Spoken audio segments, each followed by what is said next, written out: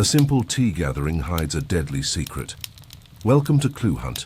I'm your host, Elena Gray. Tell me, where are you joining from today? Your voices make this journey alive. Now let's begin. The tea table at Heatherbank Cottage was always set with precision. Bone china cups, lavender-scented napkins, and a teapot that gleamed like it held secrets. On the afternoon of the murder, everything looked perfectly ordinary. The vicar's wife, Mrs. Lillian Greaves, poured a sam with a steady hand. Mrs. Whitby arranged the shortbread just so. Miss Marple, seated near the window, added only a dash of milk to her cup, watching the conversation swirl like steam. There were 7 women in the room, all gathered for the monthly Refined Ladies' Tea Circle, a tradition as old as the village itself. Newcomers were rare, but this afternoon one had been invited, Eleanor Templeton, a widow from London, staying temporarily at the inn. She was elegant, intelligent, and sharp-tongued, and within 10 minutes had managed to upset 3 people with carefully placed comments about politics, gardening, and the vicar's sermon. Miss Marple smiled politely, but inside she noted every raised eyebrow and tightened jaw. The rain began halfway through the second cup. A low drizzle at first, then a steady fall that tapped against the windows like an impatient visitor. Inside, the warmth of the fire dulled the tension for a moment until Eleanor choked. It was subtle at first. A small cough, a hand to her. Throat, then suddenly violent. Her teacup shattered as it fell. She stood, staggered, gasped for breath, and collapsed against the lace-covered table. Panic exploded in the room. Someone screamed. Lillian rushed forward, but it was too late. Eleanor Templeton was dead. The doctor, when he arrived 20 minutes later, found no signs of trauma, no wounds, no bruises. But her lips were tinged with a strange bluish hue.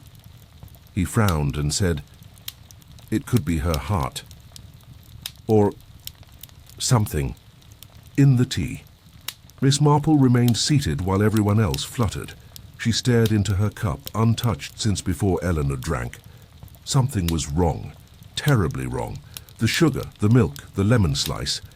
No, it was something else, something colder. A feeling she hadn't had in years. The way everyone had stared at Eleanor. The way silence had fallen the moment she spoke. It wasn't just dislike. It was old resentment, cloaked in politeness, as at tea. The body was taken away and the guests dispersed. Miss Marple lingered a moment longer in the drawing room. She glanced at the teapot, the cups, the untouched biscuits. Then she picked up the tea strainer and examined it closely. Just beneath the rim, nearly invisible, was a faint, grainy residue. Not sugar, not tea. Someone brewed more than leaves. "Today," she whispered, and thus began another mystery in St. Mary Mead. This time not in the quiet shadows of an alley or behind hedgerow walls, but right in front of lace doilies, porcelain cups, and polite laughter. A murder served with cream, sugar, and intent. By the following morning the rain had stopped, but a different kind of chill settled over the village. Word of Eleanor Templeton's sudden death had reached every doorstep, though the cause remained uncertain. At the high street grocer, people whispered over apples. At the post office, gossip flowed like ink. And at the vicarage, Mrs. Greaves cried quietly in her garden, her shears forgotten in the rosebed.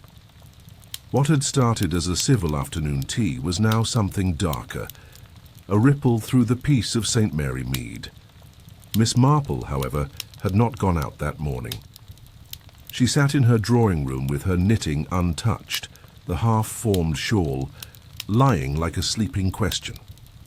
In front of her, laid neatly on a tray, were items borrowed with quiet precision: her own teacup from the gathering, a linen napkin, and a scrap of sponge cake Eleanor had left behind. She had no access to a laboratory, but she had access to something better: memory, instinct, and human behavior. She reviewed the seating arrangement in her mind.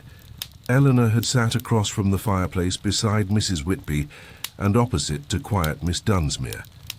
Lillian Greaves had served the tea. 3 of the women had taken sugar. Eleanor had not. She had requested lemon. That was important. Miss Marple remembered it clearly. Eleanor had waved off the sugar tongs and asked, "Do you happen to have lemon? I find milk so dreadfully heavy." Lillian had gone to the kitchen and returned with a small glass dish of sliced lemon. That was the point where everything had changed. She rose from her chair and walked to her desk. From the top drawer, she withdrew a small dog-eared notebook. It was her own version of a casebook, not official, of course, but precise. She began a new page, case of the tea table, suspects present. 7. Victim, Eleanor Templeton. Possible poison administered via lemon. Note, death occurred within 5 minutes of consumption. No one else affected. Ergo, a targeted act, not an accident. Not a random toxin in the teapot.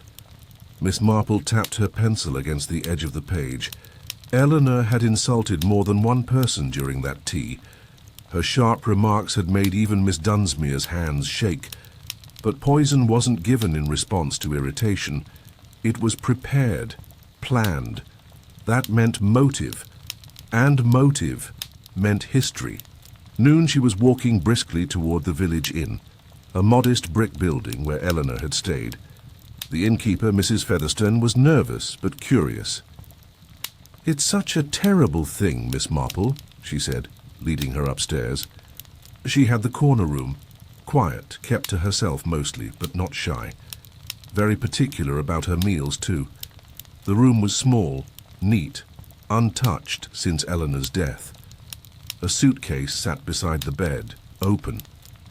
Inside, Miss Marple found clothing, carefully folded, a book of crossword puzzles, and, most telling of all, a faded photograph. 3 women, young, in uniforms. One was Eleanor, another was unmistakably a younger Mrs. Whitby.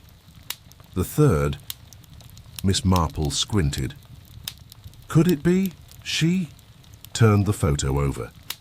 A name was scribbled. Lisette, Nora and Ellie.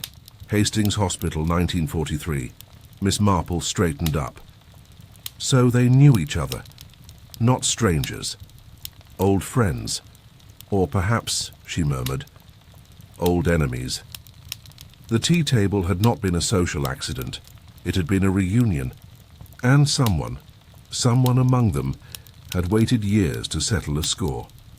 Miss Marple returned home with the photograph wrapped in parchment. She placed it gently beside her magnifying glass and studied each face again. There was Eleanor, unmistakably, proud, her chin slightly lifted. Beside her stood a younger Nora Whitby, the same eyes but not yet dulled by years of village monotony. And the third woman, Lisette, now lost to time. Miss Marple had never heard the name before, but the caption said it all. Hastings Hospital, 1943. Wartime nurses. A bond forged in blood, fear, and perhaps betrayal. She picked up her pen again and turned to a new page in her notebook. New line of inquiry. Eleanor, Nora, Lisette. Shared history during war. Medical setting. Poison suggests knowledge of dosage. Medical training likely. If Lisette is dead, when? How? What happened? Among the 3? Miss Marple knew there was only one person in the village who remembered old war records like a living archive. Old Mr. Jennings, former clerk and historian of the Parish Register Committee. She found him by the church, feeding pigeons with slow, deliberate hands. Lisette Dupont, he repeated after she asked. Yes, I recall the name, French descent. Trained in England during the war, worked at Hastings Hospital. Tragic story, that one. Died in 46, suspected suicide. Suicide? Miss Marple asked softly. Well, Jennings said, adjusting his scarf, it was never clear. Some say she was dismissed from the hospital under unpleasant circumstances. Something about stolen morphine. Scandalous. She took a boat out into the channel one foggy night. They never found her. Only her diary, pages missing. Miss Marple felt a chill rise beneath her collar. So there was a fourth story. Eleanor, Nora and Lisette, and only two had survived into old age. But what if one of them never forgave the others for what happened? Back at her cottage, Miss Marple cross-referenced the hospital dates. If Eleanor and Nora had testified against Lisette in the drug theft scandal, perhaps Eleanor had lived on guilt, and Nora on denial. But what if one of them had caused Lisette's ruin? Had Eleanor returned not as a guest but to confront the past, or, Miss Marple thought carefully, had someone else decided Eleanor's presence was too great a risk? She recalled Mrs. Whitby's face during the tea, tight, pale eyes flicking toward Eleanor's cup as if counting down seconds. And then there was Miss Dunsmuir, quiet and unnoticed, the one who had brought the sugar bowl from the kitchen. And Lillian, who had provided the lemon. 3 women, 3 connections, 3 opportunities to slip a drop of poison into a slice of citrus. That night Miss Marple stood at her window, watching the rain begin again. The village was still. But in the stillness, she saw how time itself had conspired with memory to create this moment. Not an accident, not even pure revenge, but a reckoning. And someone, somewhere in this village, had waited decades to serve it at the tea table. The morning sun did little to warm the air in St. Mary Mead. It was the kind of bright that exposed everything. Paint cracks on shutters, weeds between bricks, and lies behind polite smiles. Miss Marple, wrapped in her shawl, walked purposefully to Primrose Lane, where Mrs. Nora Whitby lived in a tidy brick cottage with white lace curtains and not a single speck of dust on the sill. She was in the garden, pruning lavender, when Miss Marple arrived. Nora's face stiffened at the sight of her.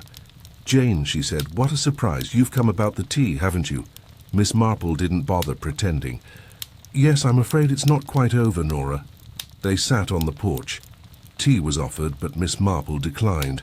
She watched the steam rise from Nora's own cup, and after a pause said gently, "Eleanor Templeton wasn't just passing through, was she?" Nora's eyes didn't move, but her fingers tightened on the saucer. "She said she was taking a rest. I believed her. But you knew her." From Hastings, 1943. Silence, then a slow nod. "Yes, we trained together. We worked together. We lost people together. Then Lisette." Miss Marple tilted her head. "Lisette Dupont," a deep breath. "She was brilliant and fragile. She started taking small amounts of morphine during the worst nights, not for patients, for herself.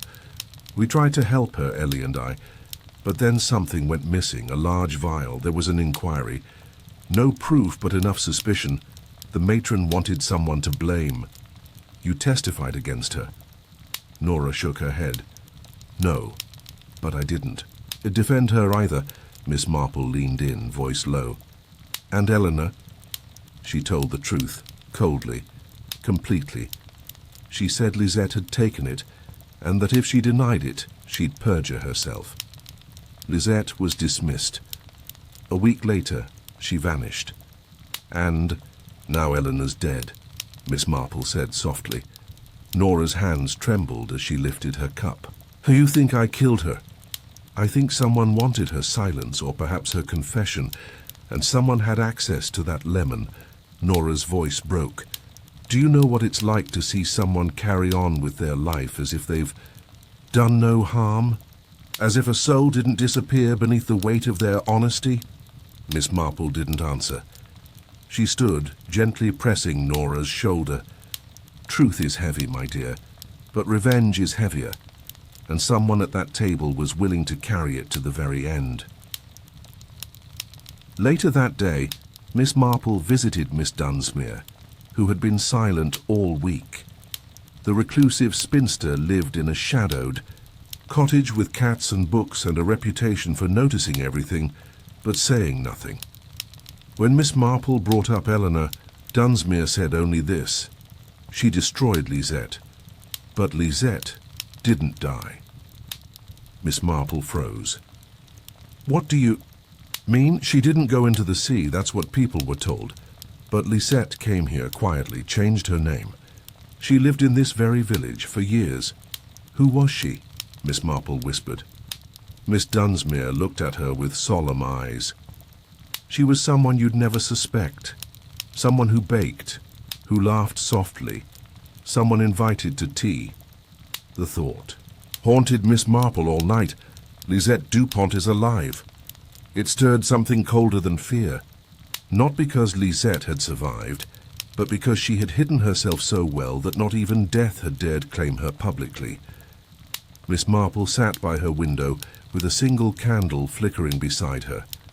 Outside, the village lay in its nightly hush, doors locked, curtains drawn, secrets tucked beneath quilts and teacups.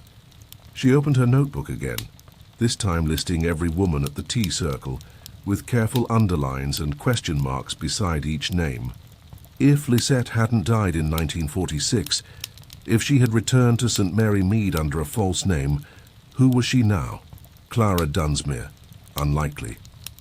She knew too much, but lacked the fire of someone enacting revenge. Mrs. Whitby. A witness, yes, perhaps. Even guilty in silence, but not a woman skilled in hiding identities. Lillian Greaves, the vicar's wife. Miss Marple stared at that name for a long time.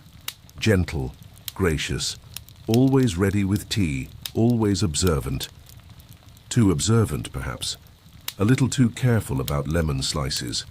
And once, long ago, had mentioned her French grandmother. Could Lillian be Lisette? The next morning, Miss Marple requested tea with Lillian at the vicarage. It was a bright, fragrant sitting room, and Lillian greeted her with genuine warmth. I needed the company, she said.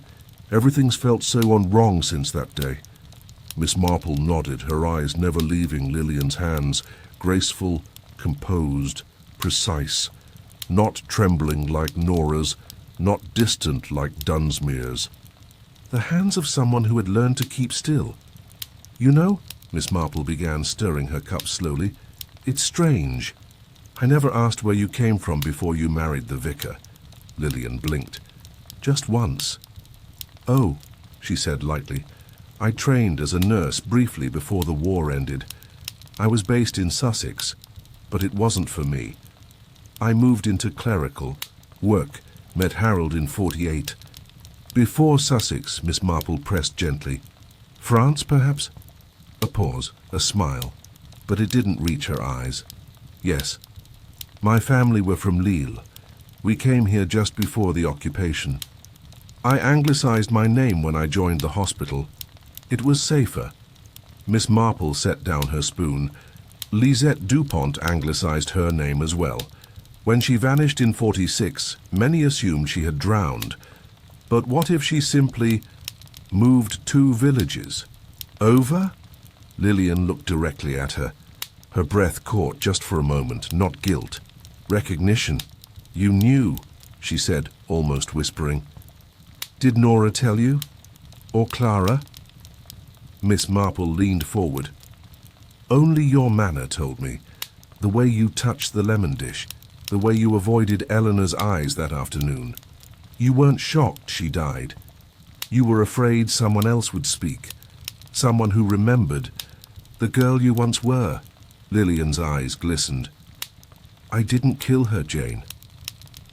I know, Miss Marple said softly. But someone thought you might. Someone wanted to frame you. At that, Lillian gasped. You think... Someone knew who I was, Miss Marple nodded, and they used it, not to punish you, but to punish Eleanor. They knew her guilt would keep her from exposing you, and so they used that guilt to silence her forever. Outside, a blackbird called from the hedge. In that stillness, Lillian said, I never wanted revenge, only peace, But someone, Miss Marple murmured, wanted justice in your name. Clara Dunsmuir had never been one for company, but when Miss Marple knocked the next morning, she opened the door without a word, as if she had been expecting this very visit. The sitting room was dim and smelled faintly of lavender oil and ink. Books filled every corner, stacked and sorted not by title, but by memory. Clara poured tea with robotic ease and gestured for Miss Marple to sit. Miss Marple did not waste time. "Clara," she said gently, "I believe you know who killed Eleanor Templeton." Clara's hands stopped mid-pour. "Yes," she said softly, "but I never thought it would happen. I always thought justice would rest." Miss Marple studied. "Her? It rarely does."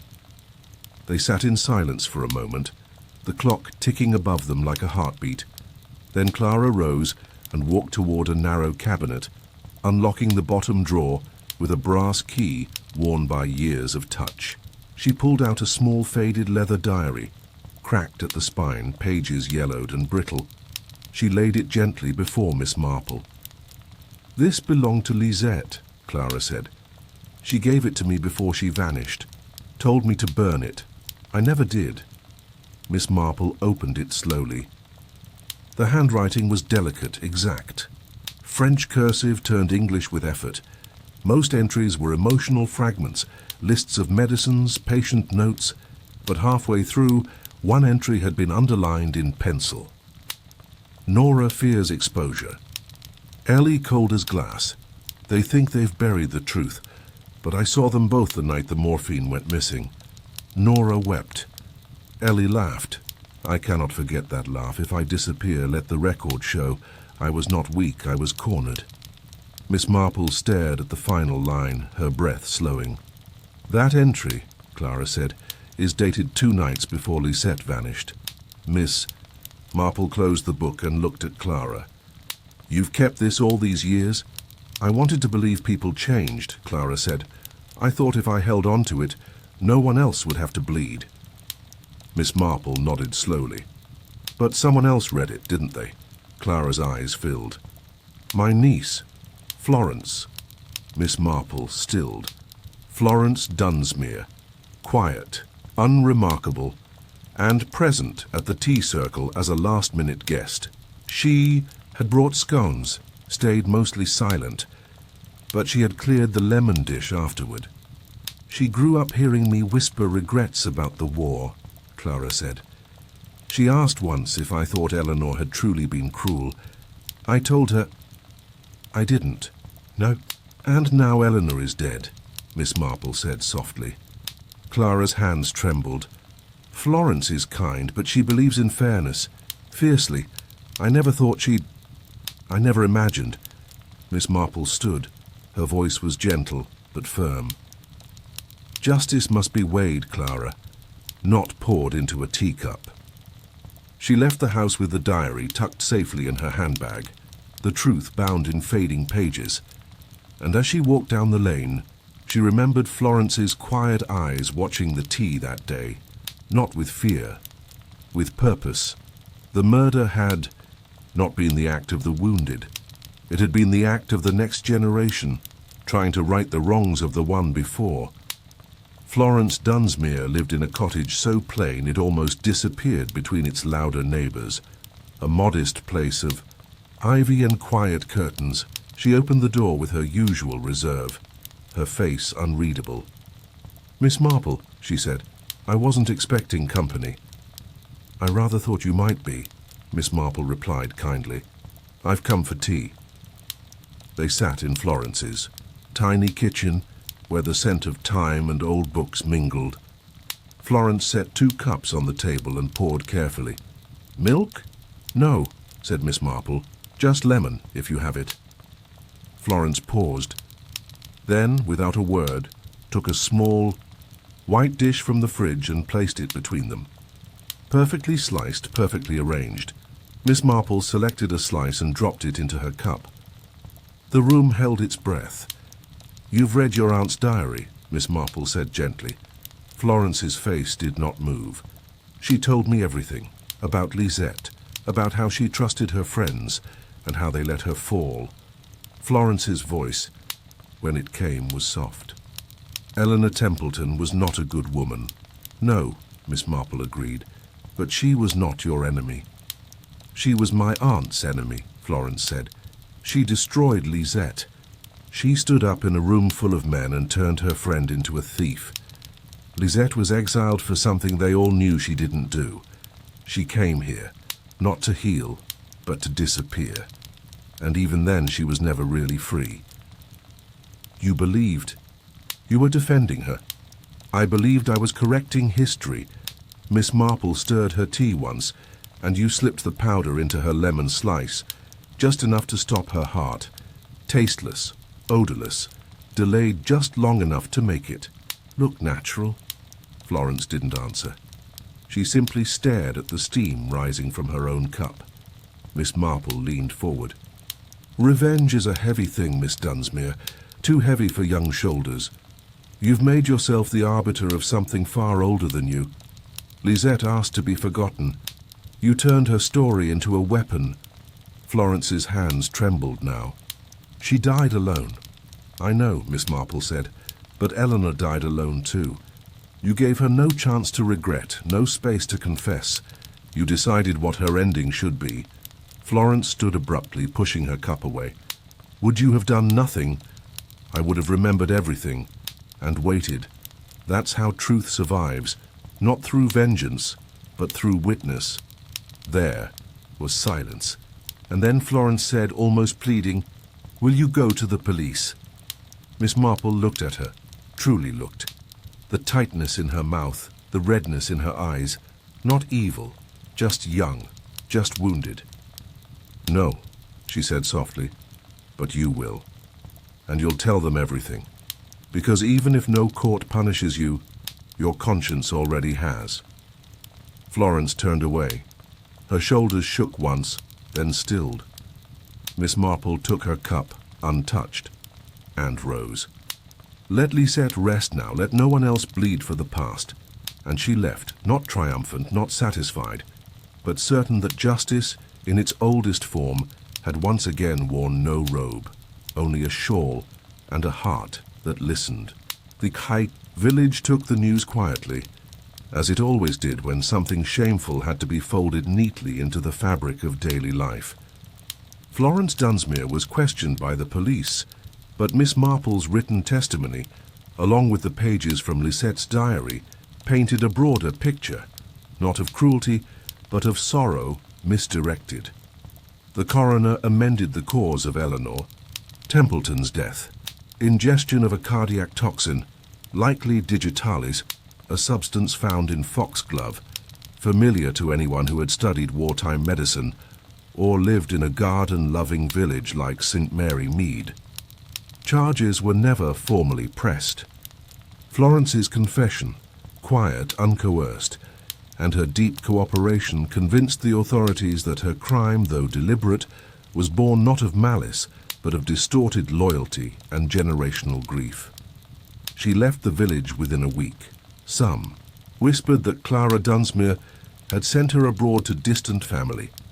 Others believed she had joined a medical aid mission, perhaps to find redemption. The truth, Miss Marple thought, was less poetic and more human. Florence would carry the weight of her choice every day, and no court could match the sternness of a quiet mind echoing with memory. At the next tea circle, held with only 6 members, the lemon was notably absent. The conversation was subdued, the laughter thinner. Nora Whitby did not attend. Neither did Lillian Greaves. Miss Marple, however, did. She sat calmly sipping her Darjeeling without milk or lemon, knitting in her lap, and a new notebook in her handbag.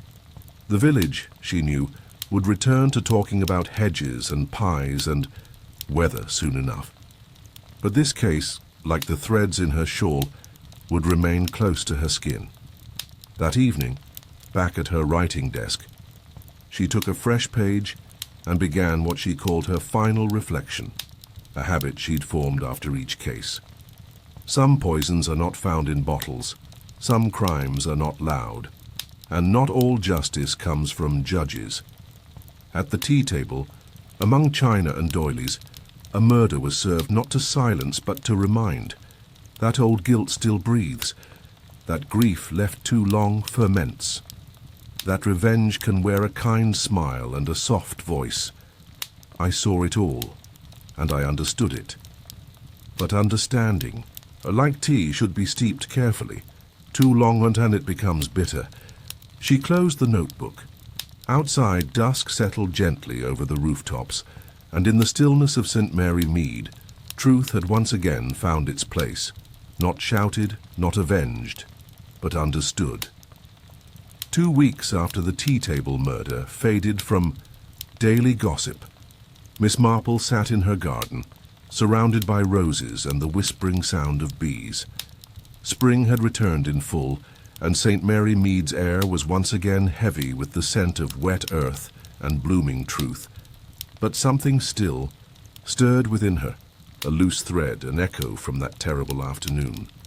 She opened her private diary, the one no one ever saw, and turned to the final unnumbered page. There, in her delicate script, she wrote not a conclusion, but a confession. There is one more thing. I never told the police. I never told Florence. I never told anyone that Eleanor Templeton did not die only from the lemon slice, because I saw it, as clearly as I've ever seen anything. The moment she took the cup to her lips, her eyes darted toward Lillian, not in fear, not in hatred, but in recognition. And the words she whispered, quiet as falling sugar, were, "You're her." Not, "You did this."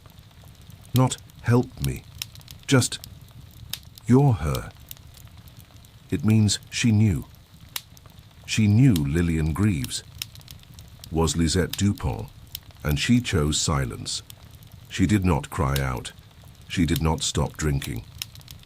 Why? Guilt? Or something else?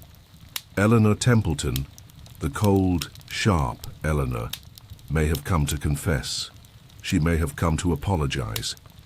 Perhaps the lemon wasn't her punishment. Perhaps it was her penance. Miss Marple paused. The pen hovered for a moment. Then, in small, certain words, she finished. It was not only murder, it was permission, and perhaps that is why the tea was bitter, but not undeserved. She closed the diary and locked it away, and in the golden. Quiet of her garden, Miss Marple let the truth rest, as all truths must once their final sip has been taken. A month later, the garden at Heatherbank Cottage bloomed again. Lavender lined the path, roses bowed in the afternoon breeze, and the tea circle met once more, smaller in number, but heavier in thought. They sat quietly, sipping and smiling with a gentleness that wasn't there before. Miss Marple watched them from her window across the lane. Her shawl rested neatly around her shoulders, and a new notebook, blank untouched, lay on her writing desk beside a warm cup of chamomile. The police file on Eleanor Templeton's death had been closed. The village had, as villages do, turned the page. Some said Eleanor had a weak heart. Others whispered she had enemies. Fewer mentioned Florence Dunsmuir at all. And no one, save Miss Marple, knew the deeper truth, that justice, regret, guilt, and mercy had all sat together. That day at one table, poured from one pot and stirred with many hands, Miss Marple did not feel triumph, only stillness. She reached for her pen and opened the notebook, writing on the first page in her quiet, steady script. Every village has a murder in its memory. Ours has one in its teacup. The killer was not evil. The victim was not innocent. And I was simply present. That, I believe, is enough. Case closed. She set down the pen, took one final sip, and gazed out toward the garden, where peace had returned, not because truth had been forgotten, but because it had been understood.